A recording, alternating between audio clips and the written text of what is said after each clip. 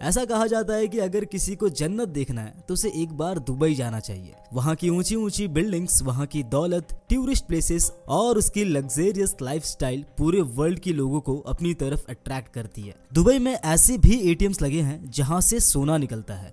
Dubai पूरी दुनिया का एकमात्र ऐसा शहर है जहाँ पर लोगों को इनकम टैक्स नहीं देने पड़ते।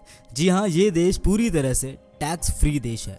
तो आज हम बात करेंगे मिडिल ईस्ट की गोद में बसे इस दुबई शहर के एक रहस्यमयी फैक्ट के बारे में।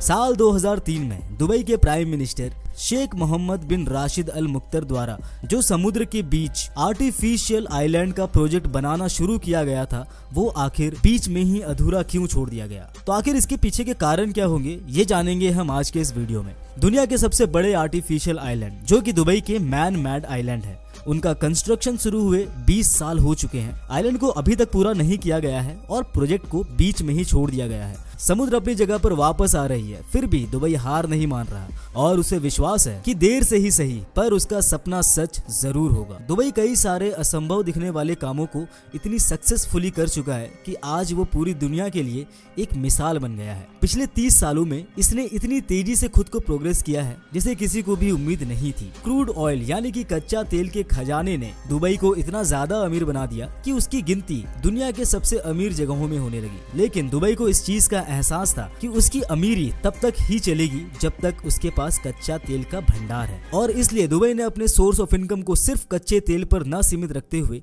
दूसरे बिजनेस की तरफ भी अपना रुख कर दिया। और यही वजह है कि दुबई ने टूरिज्म को बढ़ावा देने के लिए धरती के साथ समुद्र में भी पैर फैलाना शुरू कर दिया। दुबई में बने बुर्ज खलीफा जो कि पूरी दुनिया की सबसे टॉलेस्ट बिल्डिंग है, और बुर्ज अल अरब जो कि दुनिया की one of the tallest 7 star luxurious hotel है। इन जैसी अनोखी चीजों को बनवाकर दुबई पूरी दुनिया का ध्यान अपनी ओर खींचने में सफल रहा है। दुबई ने अपने समुद्री इलाके में भी ऐसे ऐसे मैन मेड आइलैंड बना दिए हैं जिसको देखकर पूरी दुनिया हैरान है, और उन आइलैंड को देखने के लिए, उन पर बसने के लिए पूरी दुनिया से लोग आते हैं। और इन्हीं आइलैंड में से है दुनिया के सबसे बड़े man made island palm island और द वर्ल्ड। शुरुआती समय में प्लान ये था कि दुबई में समुद्र में 3 आर्टिफिशियल आइलैंड बनाए जाएंगे जिनको जब स्पेस से देखा जाएगा तो ये बिल्कुल समुद्र में पाल्म ट्री के जैसे दिखाई देंगे।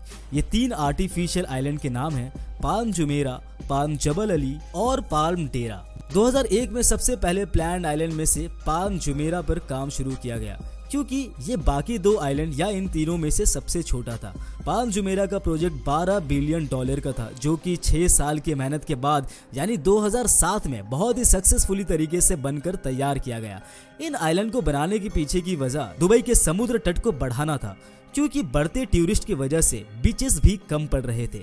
सिर्फ अकेले पाल्म जुमेरा से ही दुबई के कोस्ट लाइन में 56 किलोमीटर यानी कि 80% का फायदा हो रहा था। यहाँ पर कोस्ट लाइन यानी कि समुद्र तट हो रही है, तो कोस्ट लाइन बढ़ाने का ये आइडिया दुबई के शेख को इतना ज्यादा पसंद आया कि पाल्म जुमेरा अभी बना ही नहीं था कि उन्होंने पाल्म जबल अली और पाल्म डेरा पर भी काम शुरू करवा दिया। इन 3 आइलैंड के अलावा एक और प्रोजेक्ट भी था जिसने पूरी दुनिया की नजरें अपनी तरफ खींच रखी थी, और उस प्रोजेक्ट का नाम था द वर्ल्ड, जिसमें टोटल 300 छोटे छोटे आइलैंड इन्वॉल्व थे। द वर्ल्ड का कंस्ट्रक्शन 2003 में शुरू कर दिया गया था और इस प्रोजेक्ट का डिजाइन अर्थ के हिसाब से रखा गया था, जिसमें हर कंट्री के नाम से अलग अलग आइलैंड बनाए गए थे।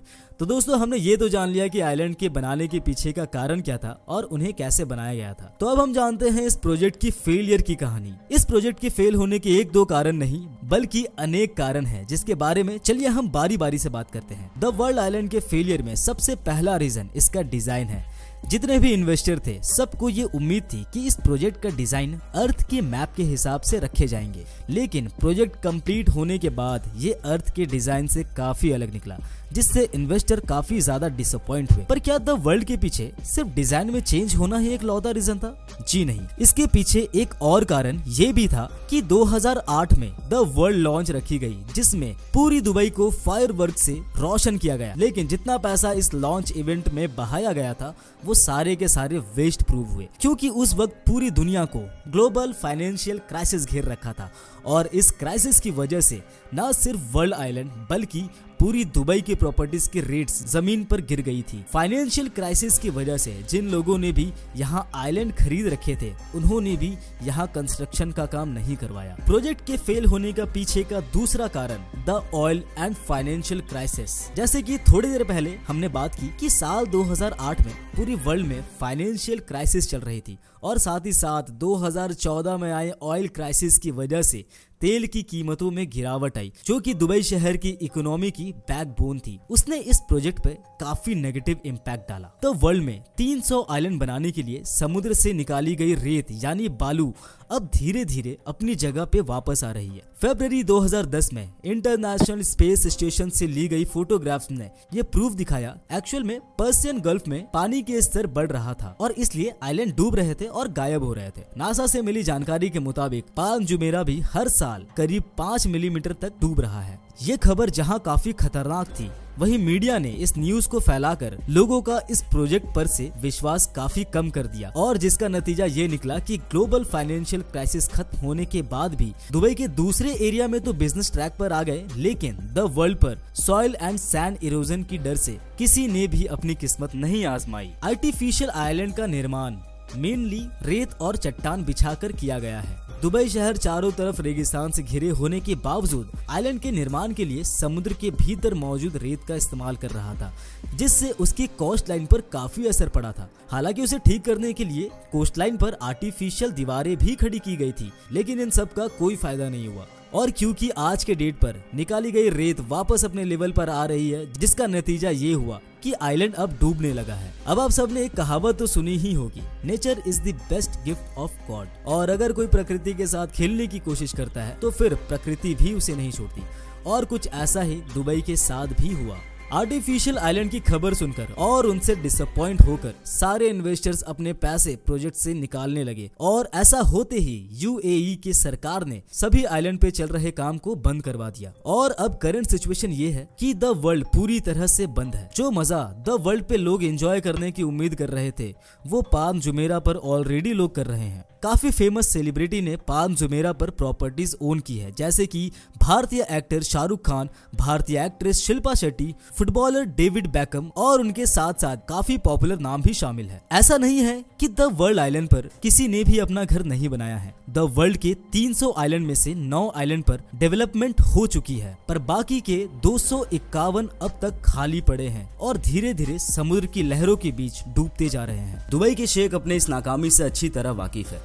अपनी इस गलती को सुधारने के लिए नए और एडवांस प्रोजेक्ट भी लॉन्च करने लगे हैं। अब प्लान ये है कि द वर्ल्ड की यूरोप आइलैंड को डेवलप किया जाए। स्वीडन आइलैंड में 10 पैलेस, जर्मनी आइलैंड में 32 विला और टोटल 78 फ्लोटिंग स्वीट्स बनाने का प्लान किया गया है। इन फ्लोटिंग स्वीट्स में समुद्र में एक यूनिक एक्सपीरियंस को एंजॉय कर सकेंगे। न सिर्फ समुद्र के ऊपर बल्कि टूरिस्ट अपने अंडर वाटर बेडरूम से मैरीन लाइफ को भी एंजॉय कर सकेंगे। ये बात तो साफ है कि दुबई इन छोटे मोटे फेलियर से घबराने वाला नहीं है। इसकी जीती जागती मिसाल जुमेरा बे आइलैंड म्यूजियम्स और एक्सपो 2020 के रंगीनियों में देखा जा चुका है। साथ ही साथ दुबई के फ्यूचर प्रोजेक्ट्स में दुनिया का पहला डायनामिक टावर भी मौजूद है, जिसके रोटेटिंग फ्लोर होने की वजह से अंदर बैठे लोग दुबई की 360 डिग्री व्यू देख सकते हैं। उम्मीद करते हैं कि पूरी दुनिया के लोगों को जल्द ही प्रोजेक्ट पर कुछ डेवलपमेंट देखने को मिलेगी। तो उम्मीद करता हूँ कि आपको ये वीडियो पसंद आई होगी। तो मिलते हैं अगले वीडियो में, तब तक के लिए नमस्कार।